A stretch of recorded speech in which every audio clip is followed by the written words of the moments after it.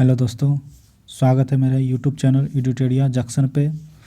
तो आज हम लोग आप लोग के बीच में लाए हैं प्रैक्टिस सेट 2 जीके का 50 क्वेश्चन है। इसमें विथ सॉल्यूशन है, इसमें एक्सप्लेनेशन के साथ हम आपको बताएंगे। तो ये हम लोग का प्रैक्टिस सेट 1 बता चुके हैं, जिसका वीडियो अपलोड कर चुके हैं। जो लोग नहीं देखें वो प्ले लिस्ट में जाके देख लीजिए, वीडियो अपलोड हो चुका है। तो आज का फर्स्ट क्वेश्चन है सेट 2 का। सेट 2 स्टार्ट करते हैं। ये सेट 2 है। सेट 2 स्टार्ट करता है क्वेश्चन नंबर 1 से। क्वेश्चन नंबर 1 है, निम्नलिखित में से किस नदी को ऋग्वेद में सबसे पवित्र नदी माना जाता है? तो वो कौन सा नदी है जो ऋग्वेद में सबसे पवित्र नदी माना जाता है? तो वो सरस्वती है। तो इसका आंसर बी हो जाएगा क्वेश्चन नंबर 1 का। इसका एक्सप्लेनेशन बता देते हैं आप लोग को।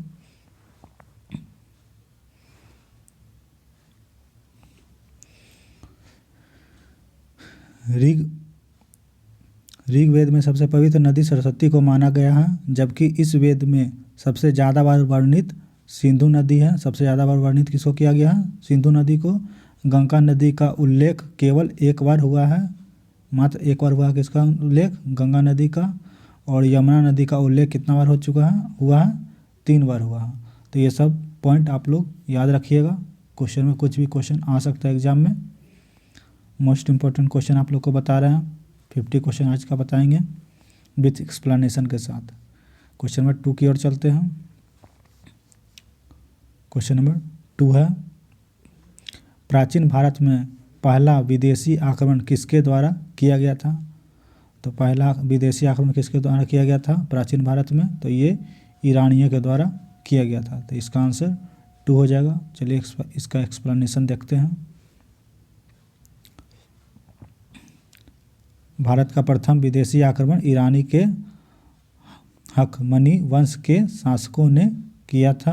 हालांकि यह आक्रमण असफल रहा था। भारत में प्रथम सफल विदेशी आक्रमण डेरियस प्रथम ने किया था। अगर सफल पूछेगा तो कौन था? डेरियस प्रथम ने किया था। क्वेश्चन नंबर 3 की ओर चलते हैं।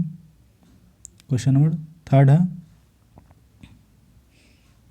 ऐतिहासिक दृष्टिकोण से प्रसिद्ध कालसी स्थान का संबंध किस शासक से है?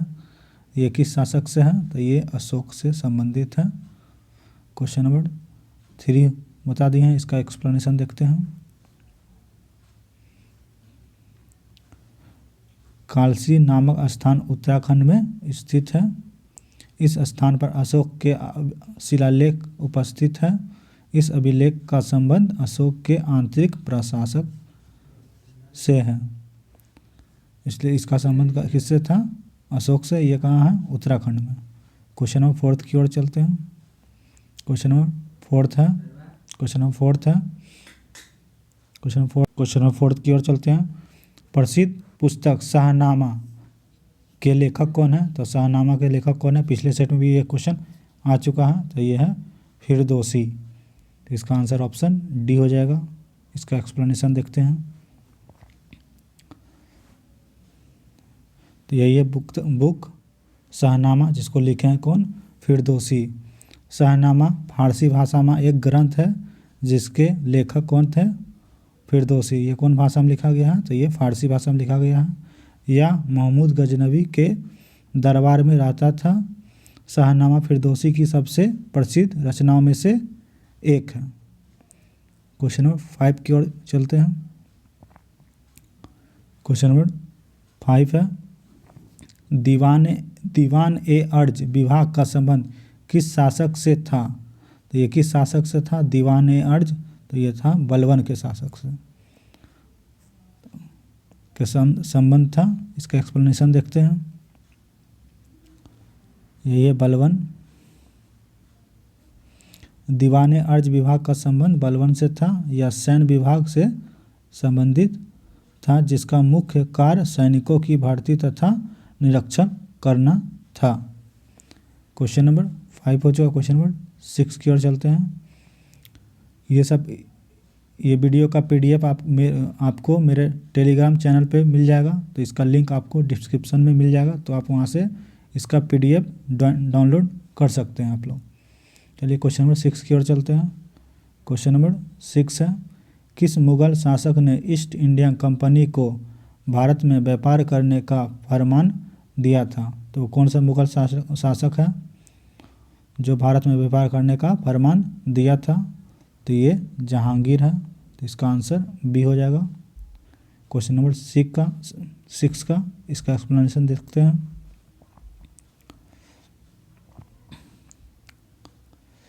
तो ईस्ट इंडिया कंपनी को भारत में व्यापार करने का आदेश जहांगीर ने दिया था। जहांगीर के दरबार में आने वाला प्रथम अंग्रेज कौन था? Williams Hawkins. ये क्वेश्चन पूछता है कि जहांगीर के दरबार में आने वाला प्रथम अंग्रेज कौन था? तो कौन था? William Hawkins. नाम याद रखिएगा आप लोग। क्वेश्चन नंबर 7 की ओर चलते हैं। क्वेश्चन नंबर 7 है, रामकृष्ण मिशन की स्थापना किसके द्वारा किया गया है? पिछले वाले सेट में ये क्वेश्चन था, उसमें पूछ रहा था डेट, इसने किसमें कौन किया था ये पूछ रहा। तो ये किया था विवेकानंद। कब किया था? तो 1897 को। ये भी आप लोग को पिछले वाला वीडियो में बताए थे सेट 1 में। चलिए इसका एक्सप्लेनेशन देखते हैं। रामकृष्ण मिशन की स्थापना स्वामी विवेकानंद द्वारा की गई। उनका उद्देश्य ऐसे साधुओं और सन्यासियों को संगठित करना था जो रामकृष्ण परमहंस की शिक्षाओं में गहरी आस्था रखते थे। इसका स्थापना कब हुआ था? 1897। डेट याद रखिएगा। कहाँ किया गया था रामकृष्ण मिशन की स्थापना? तो ये कोलकाता में किया गया था। ठीक है, कोलकाता में। क्वेश्चन नंबर 8 की ओर चलते हैं। क्वेश्चन नंबर 8 है, निम्नलिखित में से किसने भारतीय संघवाद को सहकारी संघवाद कहा था? तो ये कौन कहा था? तो ये कहा था जी ऑस्टिन। चलिए इसका एक्सप्लेनेशन देखते हैं।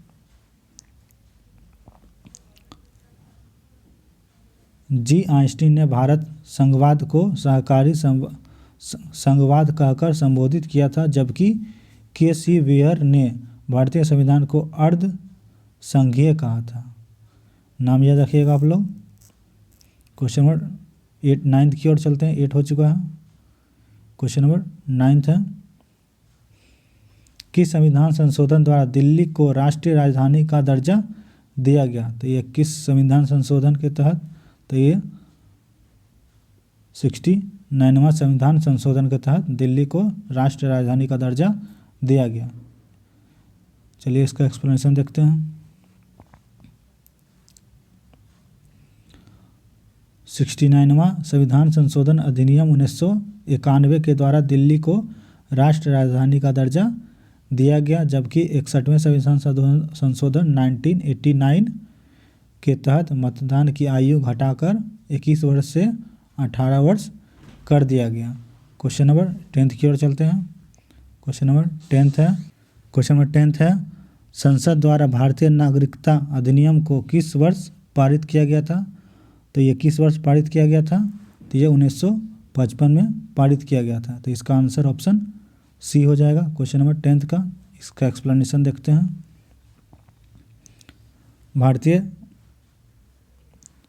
भारतीय नागरिकता अधिनियम को संसद द्वारा 1955 में पारित किया गया था।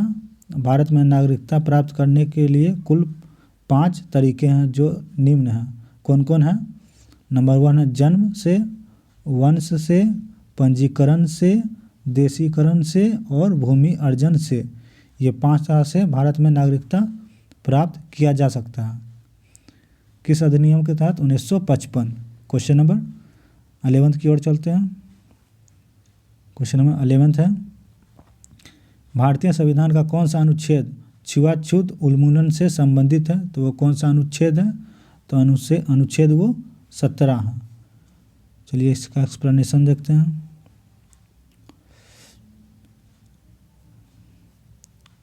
संविधान के अनुच्छेद 17 के द्वारा अस्पृश्यता, मतलब इसको छुआछूत भी बोलते हैं, का उन्मूलन किया गया था। इसके अंतर्गत किसी व्यक्ति के साथ छुआछूत का भेदभाव एक दंडनीय अपराध होगा। इसमें ये कहा गया है अनुच्छेद 17 में। कौन सा भाग में? भाग 3 में मूल अधिकार है और समता का अधिकार है भाग 3 में। अनुच्छेद 17 में क्या है? अस्पृश्यता का अंत है। जो ये क्वेश्चन था। क्वेश्चन नंबर 12 की ओर चलते हैं। क्वेश्चन नंबर 12 है, राष्ट्रपति 5 वर्ष तक अपने पद पर रहता है। ऑप्शन है, निर्वाचन आयोग द्वारा घोषित तिथि से, अपने निर्वाचन की तिथि से, अपने पद ग्रहण के दिन से, या उपयुक्त में से कोई नहीं। तो ये तो हो जाएगा अपने पद ग्रहण के दिन से। तो इसका ऑप्शन क्या हो जाएगा? ऑप्शन सी हो जाएगा क्वेश्चन नंबर 12 का आंसर। इसका एक्सप्लेनेशन देखते हैं। तो यह अनुच्छेद 56(1) के अनुसार राष्ट्रपति अपने पद के दिन से 5 वर्ष की अवधि तक अपने पद पर रहता है। वर्तमान में भारत के राष्ट्रपति रामनाथ कोविंद हैं, जो भारत के 14वें राष्ट्रपति हैं। नाम याद रखिएगा, 14वें राष्ट्रपति कौन है? रामनाथ कोविंद। चलिए क्वेश्चन नंबर 13 की ओर चलते हैं। क्वेश्चन नंबर 13 है, अंतर्राष्ट्रीय परिषद का अध्यक्ष निम्नलिखित में से कौन होता है? तो ये होता है प्रधानमंत्री होता है। तो इसका आंसर ऑप्शन ए हो जाएगा। इसका एक्सप्लेनेशन देखते हैं। प्रधानमंत्री अंतर्राष्ट्रीय परिषद का अध्यक्ष होता है। इसके अतिरिक्त प्रधानमंत्री निम्न परिषद के अध्यक्ष भी होते हैं। कौन कौन के? नीति आयोग के, राष्ट्रीय विकास परिषद के, राष्ट्रीय एकता परिषद के और राष्ट्रीय जल संसाधन परिषद के। तो इसमें से सब होते हैं, जिसकी अध्यक्षता प्रधानमंत्री करते हैं। क्वेश्चन नंबर 14 की ओर चलते हैं। क्वेश्चन नंबर 14 है, निम्नलिखित में से कौन लोकसभा अध्यक्ष को अध्यक्ष पद हेतु शपथ दिलाता है? तो कौन दिलाता है? तो इसका ऑप्शन डी हो जाएगा, उपयुक्त में से कोई नहीं। क्वेश्चन क्या था? लोकसभा अध्यक्ष को अध्यक्ष पद हेतु शपथ दिलाता है। तो कौन दिलाता है? तो इनमें से कोई नहीं है। आंसर क्या हो जाएगा वो आप लोग को बता देते हैं। तो होगा लोकसभा अध्यक्ष पद का शपथ नहीं लेता है।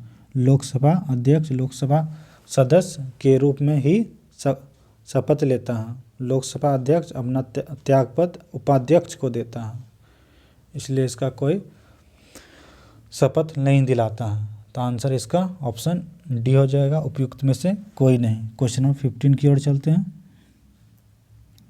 क्वेश्चन नंबर 15 है, निम्नलिखित में से कौन तृतीय क्षेत्र का भाग है? तो तृतीय क्षेत्र का कौन सा भाग है? तो ये है विद्युत, जो तृतीय क्षेत्र का भाग है। चलिए इसका एक्सप्लेनेशन देखते हैं। विद्युत तथा परिवहन तृतीय क्षेत्र का भाग है, विद्युत और परिवहन, जबकि कृषि प्राथमिक क्षेत्र का तथा उद्योग द्वितीय क्षेत्र का भाग है। तृतीय क्षेत्र के अंतर्गत व्यापार, परिवहन, बैंकिंग, होटल आदि आते हैं।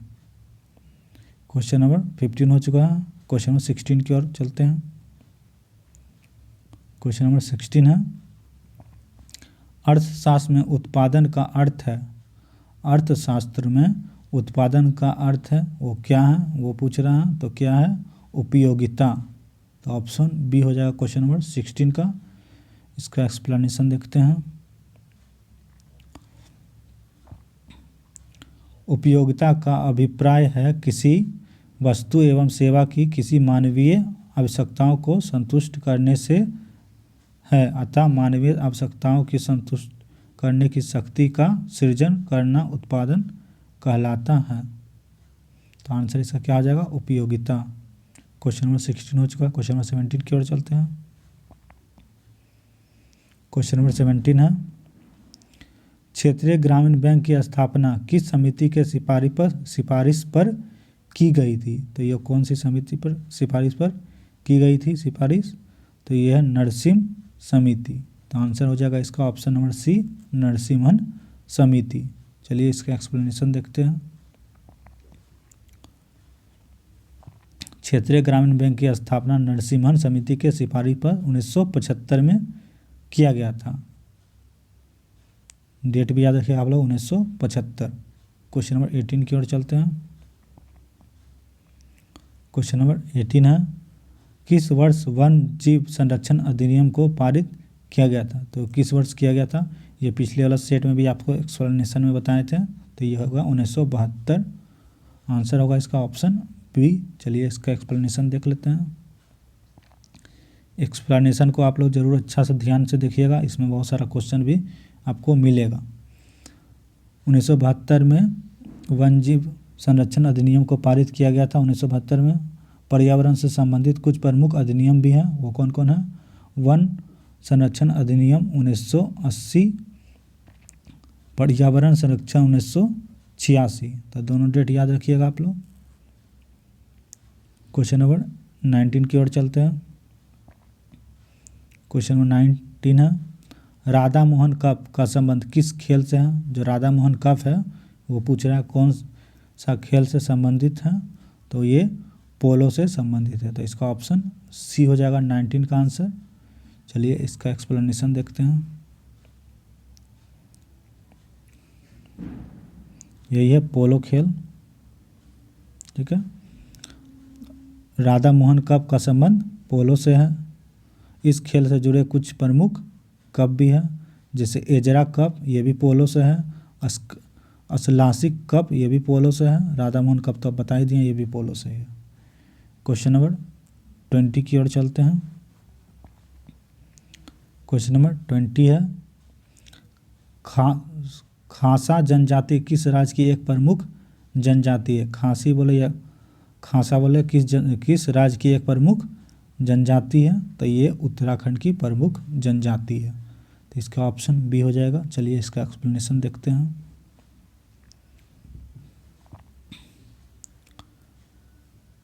खासी जनजाति का संबंध उत्तराखंड राज्य से है। उत्तराखंड में पाए जाने वाली प्रमुख जनजाति निम्नलिखित हैं। कौन कौन है? जौन सारी, बुक्सा, थारू आदि। चलिए क्वेश्चन नंबर 21 की ओर चलते हैं। क्वेश्चन नंबर 21 है, काकरापारा परियोजना किस नदी पर स्थित है? तो ये किस नदी पर स्थित है? तो ये ताप्ती नदी पर स्थित है। तो इसका ऑप्शन सी हो जाएगा क्वेश्चन नंबर 21 का। काकरापारा परियोजना किस राज्य में पूछ देगा तो क्या होगा, बताइए।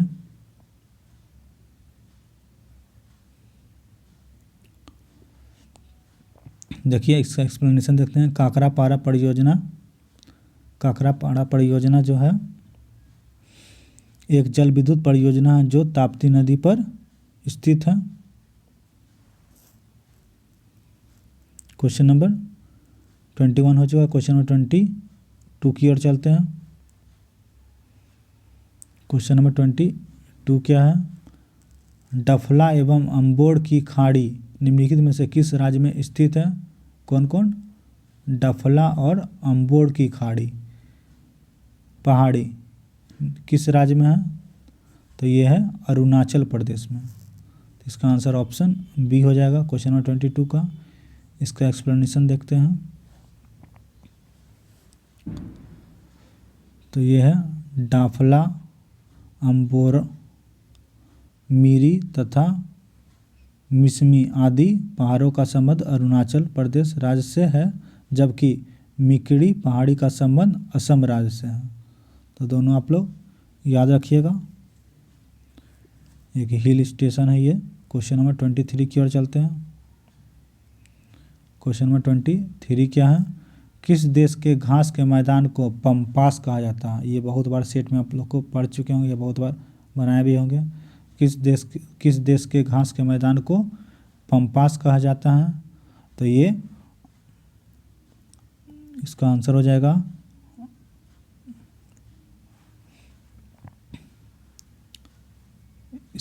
जाएगा अर्जेंटीना। ये मैच कर रहे थे क्योंकि ये हमको डाउट लग रहा था, तो इसका आंसर सही है अर्जेंटीना।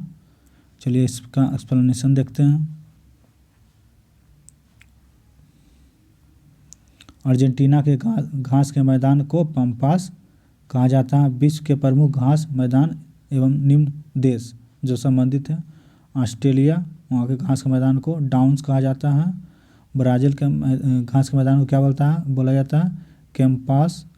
उत्तरी अमेरिका के घास के मैदान को क्या बोला जाता है? तो पेरी बोला जाता है और दक्षिण अफ्रीका के मैदान को वेल्स कहा जाता है। तो नाम याद रखिएगा ये सब।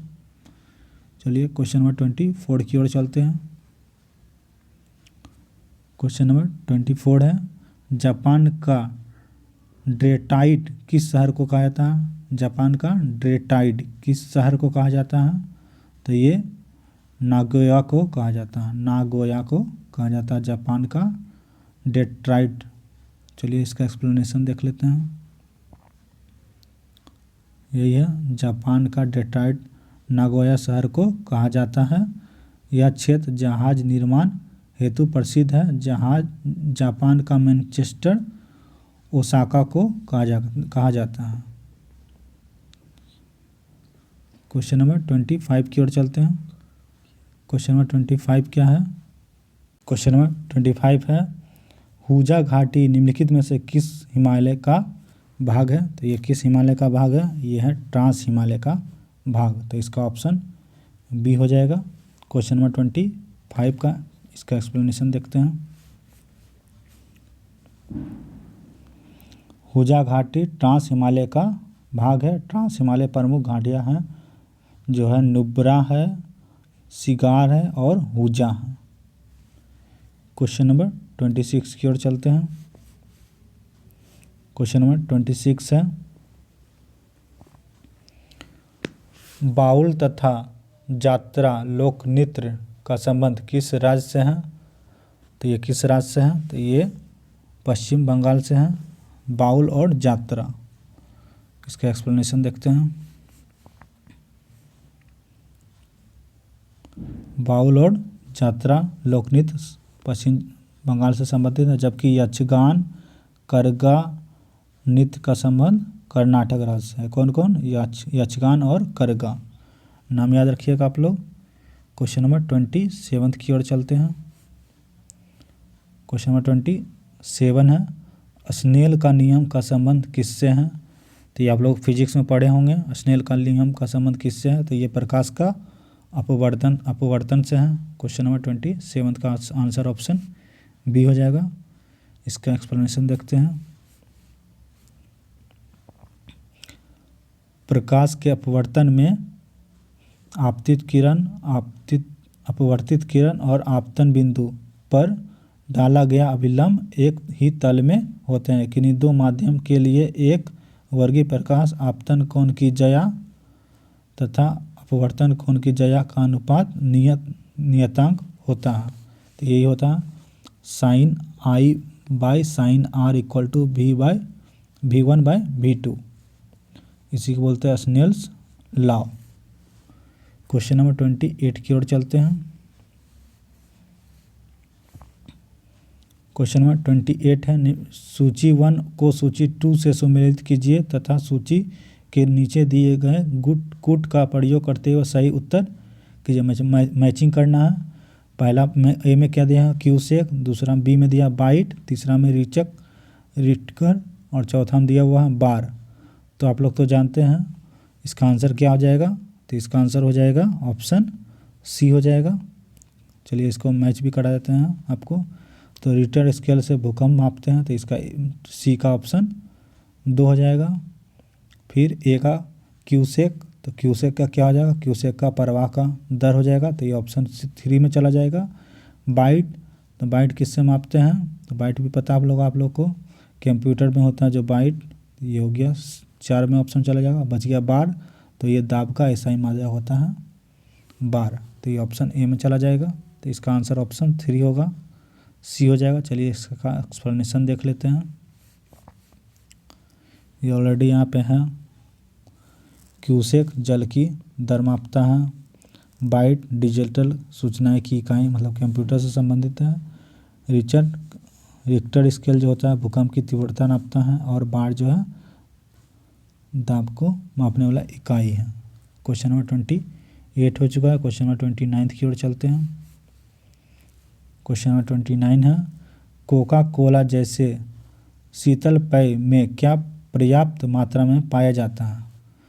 तो उसमें क्या सबसे ज़्यादा क्या पाया जाता है? तो इसमें पाया जाता है कैफीन, सबसे ज़्यादा पाया जाता है कैफीन। चलिए इसका एक्सप्लेनेशन देखते हैं। शीतल पेय जैसे कोला में कैफीन नामक एल्कोलाइड की मात्रा पर्याप्त मात्रा में पाया जाता है। निकोटीन तंबाकू की पत्तियों में उपस्थित होता है। यही है कैफीन,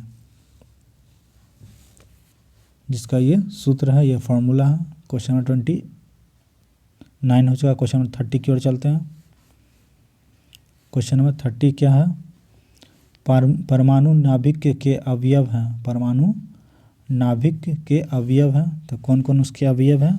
तो प्रोटॉन और न्यूट्रॉन होगा। प्रोटॉन और न्यूट्रॉन उसके अवयव है परमाणु नाभिक के। चलिए इसका एक्सप्लेनेशन देखते हैं।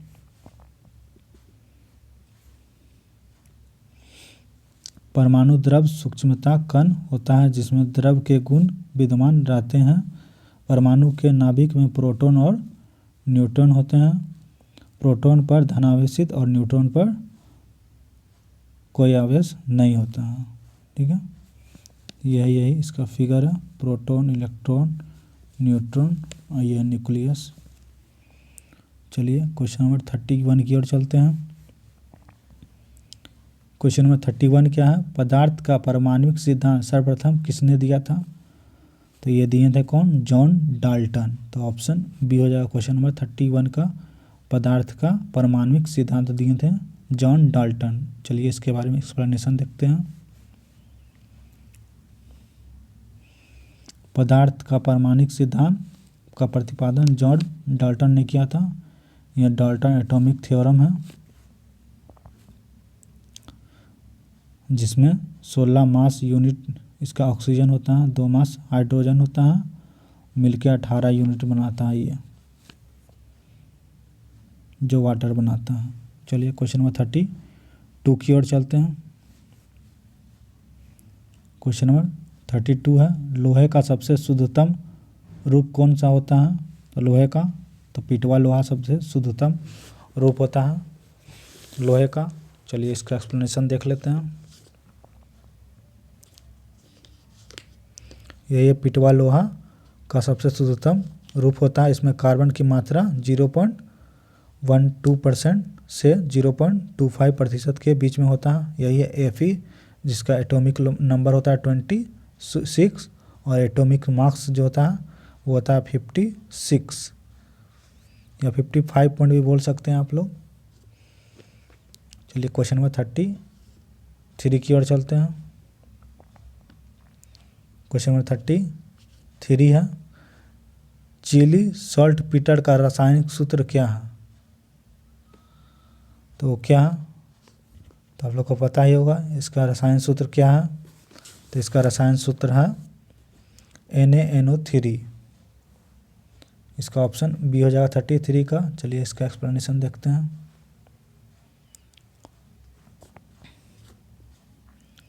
Chile saltpetre sodium nitrate NaNO3 को कहते हैं। पोटासियम नाइट्रेट KNO3 को नाइटर या सोरा एवं पोटासियम कार्बोनेट K2CO3 को पर्ल S कहते हैं। क्वेश्चन नंबर यही है saltpetre, Chile saltpetre. Question number 34 की ओर चलते हैं। क्वेश्चन नंबर 34 क्या है? नाभिक के अलावा कोशिका के किस कोशिका अंग में DNA होता है? तो नाभिक के अलावा बोल रहा है कोशिका के किस कोशिका अंग में DNA होता है? तो ये होता है माइटोकॉन्ड्रिया में। तो इसका ऑप्शन बी हो जाएगा 34 का आंसर। चलिए इसका एक्सप्लेनेशन बता देते हैं आप लोग को।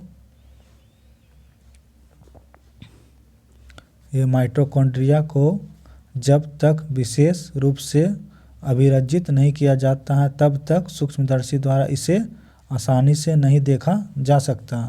प्रत्येक कोशिका में माइटोकॉन्ड्रिया की संख्या भिन्न होती है। तो यह माइटोकॉन्ड्रिया का छोटा छोटा पार्ट है। क्वेश्चन नंबर 34 की ओर 34 हो गया, 35 की ओर चलते हैं। क्वेश्चन नंबर 35 है, मेरुदंड में कितनी हड्डियां होती हैं? मेरुदंड में कितनी हड्डियां होती हैं? तो ये 33 होती है, 33 होता है। चलिए इसका एक्सप्लेनेशन देख लेते हैं। यही है मेरुदंड,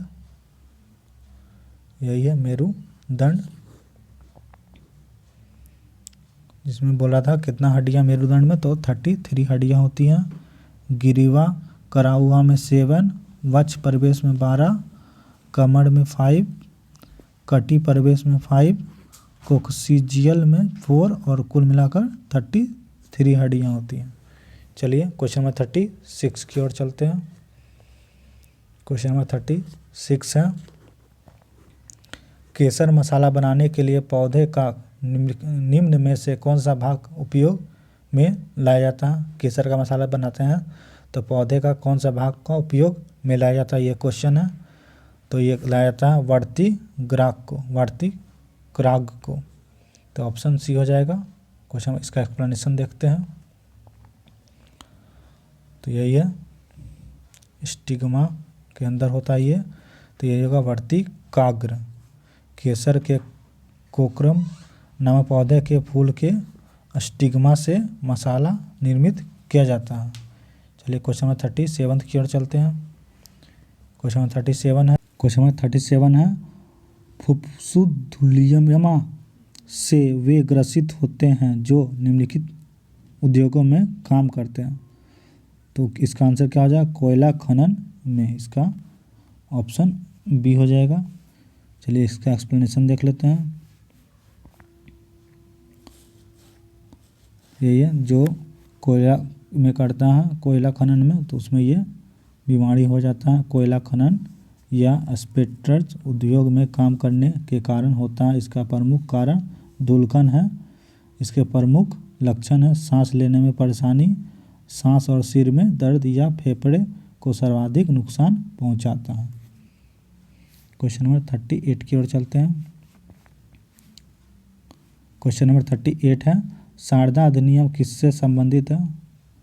तो आप लोगों ने पढ़ा ही होगा शारदा अधिनियम किससे संबंधित है, ये बाल विवाह से संबंधित है। तो इसका ऑप्शन ये हो जाएगा। इसका एक्सप्लेनेशन देखते हैं। 1930 में डॉक्टर हरिविलास शारदा के प्रयत्नों से बाल विवाह निषेध कानून शारदा अधिनियम लागू किया। इस अधिनियम के तहत यह द्वारा लड़कियों के विवाह की न्यूनतम सीमा 14 वर्ष और लड़कों की 18 वर्ष निर्धारित की गई थी। अब ये चेंज हो चुका है। अब लड़का का भी 21 वर्ष हो चुका है, बॉयज़ का भी, और गर्ल्स का भी 21 हो गया है। मैरिज का डेट ईयर 21 साल में ही दोनों का शादी होगा, ये अब हो चुका है। क्वेश्चन नंबर 39 की ओर चलते हैं। क्वेश्चन नंबर 39 है, स्वराज शब्द का प्रथम बार प्रयोग कांग्रेस के किस अधिवेशन में किया गया था। तो किस अधिवेशन में किया गया था, तो किया गया था कलकत्ता अधिवेशन 1906 में स्वराज शब्द का प्रयोग पहली बार। चलिए इसका एक्सप्लेनेशन देख लेते हैं। स्वराज शब्द का प्रथम बार प्रयोग कलकत्ता अधिवेशन 1906 में हुआ था। क्वेश्चन नंबर 39 हो चुका। क्वेश्चन नंबर 40 की ओर चलते हैं। क्वेश्चन नंबर 40 है, गांधी जी ने व्यक्तिगत सत्याग्रह किस वर्ष शुरू किया था। तो किस वर्ष शुरू किया गया था व्यक्तिगत सत्याग्रह, तो ये 1940 में व्यक्तिगत सत्याग्रह शुरू किया गया था। चलिए इसका एक्सप्लेनेशन देख लेते हैं। व्यक्तिगत सत्याग्रह की शुरुआत महात्मा गांधी ने 1940 में किया था। क्वेश्चन नंबर 41 की ओर चलते हैं। क्वेश्चन नंबर 41 को बताने से पहले एक बात बताना चाहते हैं आप लोग को कि इरिटेरिया का ईयरली करंट अफेयर्स का वीडियो अपलोड हो चुका है। 1 से लेकर 5 तक का वीडियो अपलोड हो चुका है। तो प्लेलिस्ट में जाके जो लोग नहीं देखे हैं वो लोग जाके देख सकते हैं। और हाफ ईयरली का भी वीडियो अपलोड हो चुका है। 2021 का ही बात बोल रहे हैं आप लोग को, वो भी प्लेलिस्ट में अपलोड हो चुका है। उसका 10 वीडियो अपलोड हो गया है। हिस्ट्री का, एंशियंट हिस्ट्री का, आधुनिक भारत का भी चैप्टर वाइज का वीडियो अपलोड किए हैं। तो जो लोग नहीं देखे हैं वो प्लेलिस्ट में जाके देख सकते हैं। और ये वीडियो का इसका PDF हम आपको मेरे टेलीग्राम चैनल पे डाल देंगे। उसका लिंक भी आपको डिस्क्रिप्शन में डाल देंगे, तो वहाँ से आप लोग जाके डाउनलोड कर सकते हैं। क्वेश्चन नंबर 41 की ओर चलते हैं। त्रिपुरा संकट के बाद कांग्रेस का अध्यक्ष किसे चुना गया था। तो ये किसको चुना गया था? त्रिपुरा संकट के बाद कांग्रेस का अध्यक्ष, तो ये चुना गया था ये राजेंद्र प्रसाद को चुना गया था। क्वेश्चन नंबर 41 हो गया है, इसका एक्सप्लेनेशन देख लेते हैं। इसका एक्सप्लेनेशन देख लेते हैं। त्रिपुरी संकट के बाद कांग्रेस के अध्यक्ष कौन थे? राजेंद्र प्रसाद। क्वेश्चन नंबर 42 की ओर चलते हैं। क्वेश्चन नंबर 42 क्या है? शतपथ ब्राह्मण ग्रंथ किस वेद से संबंधित है? तो ये किस वेद से संबंधित है? ये है यजुर्वेद से संबंधित है। तो इसका आंसर ऑप्शन बी हो जाएगा 42 का आंसर। चलिए इसका एक्सप्लेनेशन देखते हैं। शतपथ और तैत्तिरीय ब्राह्मण ग्रंथ यजुर्वेद से संबंधित है दोनों। इसका ऑप्शन यजुर्वेद हो गया था। क्वेश्चन नंबर 43 की ओर चलते हैं। क्वेश्चन नंबर 43 है, कथा शरीयत सागर के रचयिता कौन थे? तो इसके रचयिता कौन थे? तो इसके रचयिता थे सोमदेव इसके रचयिता है। इसका ऑप्शन ए हो जाएगा। चलिए इसका एक्सप्लेनेशन बताते हैं आप लोग को। यही है सोमदेव विरचित। सोमदेव कथा सरित सागर के रचयिता थे। इस रचना से मौर्य काल के विषय में जानकारी मिलती है। क्वेश्चन नंबर 44 की ओर चलते हैं। क्वेश्चन नंबर 44 है, कौन सा हड़प्पा स्थल घंगर नदी के किनारे स्थित है? घंगर नदी के किनारे स्थित है कौन सा हड़प्पा स्थल है वो, ये क्वेश्चन है। तो ये है कालीबंगा। तो इसका ऑप्शन सी हो जाएगा क्वेश्चन नंबर 44 का आंसर। चलिए इसका एक्सप्लेनेशन देखते हैं। यही है कालीबंगा हड़प्पा स्थल घंगर नदी के किनारे स्थित है। चुनहोद्रो सिंधु एवं बनावली सरस्वती नदी के किनारे स्थित है। ध्यान में रखिएगा, चुनहोद्रो सिंधु नदी और बनावली सरस्वती नदी के किनारे स्थित है। मैप में आप लोग देख सकते हैं इसको। क्वेश्चन नंबर 45 की ओर चलते हैं। क्वेश्चन नंबर 45 है, उदयन किस वंश का शासक था? तो उदयन किस वंश का शासक था? आप लोग को तो पता ही होगा, हर्षक वंश का संस्थापक था। तो इसका ऑप्शन सी हो जाएगा, हर्षक वंश। क्वेश्चन नंबर 45 का एक्सप्लेनेशन देख लेते हैं। उदयन हर्षक वंश का शासक था। उसने गंगा तथा सोन नदियों के संगम तट पर पाटलिपुत्र नामक नगर की स्थापना की तथा उसे अपनी राजधानी बनाया। क्वेश्चन नंबर 45 हो जाएगा। क्वेश्चन नंबर 46 की ओर चलते हैं। क्वेश्चन नंबर 46 है, अंबर बेल निम्नलिखित में से किसका उदाहरण है? तो ये अंबर बेल जो है वो किसका उदाहरण है, ये क्वेश्चन है। तो ये परजीवी का उदाहरण है। तो इसका ऑप्शन डी हो जाएगा क्वेश्चन नंबर 46 का आंसर।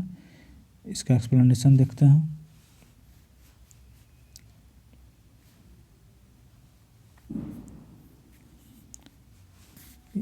अंबरवेल एक परजीवी पादप है। अंबरवेल में क्लोरोफिल नहीं होता है। ये अपना भोजन उस पादप से प्राप्त करते हैं जिस पर ये आरोहित होते हैं। वह पादप परपोषी कहलाते हैं। अंबरवेल जैसे पादप परपोषी को अमूल्य पोषक से वंचित करते हैं, अतः इन्हें परजीवी कहते हैं। क्वेश्चन नंबर 46 हो चुका। क्वेश्चन नंबर 47 की ओर चलते हैं। क्वेश्चन नंबर 47 है, पादपों में जल का परिवहन होता है। तो किसके द्वारा होता है पादपों में जल का परिवहन? तो ये जल का बोला तो जाइलम के द्वारा, याद रखिएगा, जो से जल जो से जाइलम। इसका एक्सप्लेनेशन देखते हैं।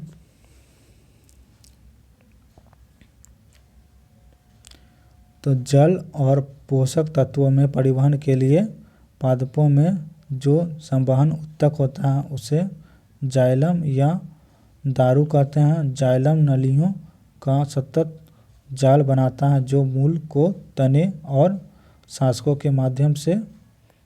के माध्यम से पत्तियों से जोड़ता है और इस प्रकार बना तंत्र पूरे पादप में जल का परिवहन करता है। तो यही है क्वेश्चन नंबर 47 हो चुका है, जिसका आंसर ऑप्शन सी है, जाइलम। पादपों में जल का परिवहन जाइलम करता है। क्वेश्चन नंबर 48 की ओर चलते हैं। क्वेश्चन नंबर 48 है, मेढक निम्नलिखित में से किसके द्वारा शोषण करता है। ये भी बहुत जगह आपने पढ़ा होगा, मेढक किसके द्वारा शोषण करता है। तो ये होगा आंसर, इसका हो जाएगा फेफड़ा और त्वचा दोनों के द्वारा ये शोषण करता है। तो इसका आंसर ऑप्शन डी हो जाएगा, बी और सी दोनों, बोथ। चलिए इसका एक्सप्लेनेशन देखते हैं। मेढक में मनुष्य की भांति फेफड़ा होते हैं, तथापि यह अपनी त्वचा से भी शोषण करते हैं जो आर्द्र और सलेस उष्मीय में होता है। तो यही है मेढक जो इसके त्वचा और फेफड़ा से शोषण करता है। क्वेश्चन नंबर 48 हो चुका। क्वेश्चन नंबर 49 की ओर चलते हैं। क्वेश्चन नंबर 49 है, पालक में निम्नलिखित में से कौन सा अम्ल पाया जाता है। तो पालक में कौन सा अम्ल पाया जाता है। तो पाया जाता है ऑक्जेलिक एसिड। पालक में विटामिन ए सबसे ज़्यादा पाया जाता है। इसमें पूछा था कौन सा अम्ल पाया जाता है पालक में, तो ऑक्जेलिक एसिड पाया जाता है सबसे ज़्यादा। चलिए इसका एक्सप्लेनेशन देख लेते हैं। पालक में ऑक्जेलिक एसिड पाया जाता है। ये हाई ऑक्सीलेटेड फूड है जिसमें इथेनॉल चीज मटेरियल पाया जाता है, ये सब पाया जाता है इसमें। क्वेश्चन नंबर 49 हो जाएगा। क्वेश्चन नंबर 50 की ओर चलते हैं। आज का लास्ट क्वेश्चन, निम्नलिखित में से किस जंतु में गमन के लिए कूटपाद पाए जाते हैं। गमन के लिए क्या पाए जाते हैं, कूटपाद पाए जाते हैं। तो इसका आंसर क्या हो जाएगा, तो इसका आंसर हो जाएगा अमीबा। चलिए इसका लास्ट का एक्सप्लेनेशन देख लेते हैं 50 का। यही है अमीबा। अमीबा में गमन के लिए कूटपाद पाए जाते हैं, तो अमीबा के लिए था आंसर, इसका ऑप्शन बी हो जाएगा। आज हम लोग सॉल्व किए हैं प्रैक्टिस सेट 2, यूटिटेरिया का सेट नंबर 2 है जिसमें 50 क्वेश्चन था। इसका एक्सप्लेनेशन भी आप लोग को बताया। आप लोग को अगर वीडियो अच्छा लगे तो चैनल को सब्सक्राइब कर लीजिए और फ्रेंड सर्कल में शेयर कीजिए वीडियो को। मिलते हैं नेक्स्ट वीडियो में सेट 3 के साथ। तो आज के लिए इतना ही।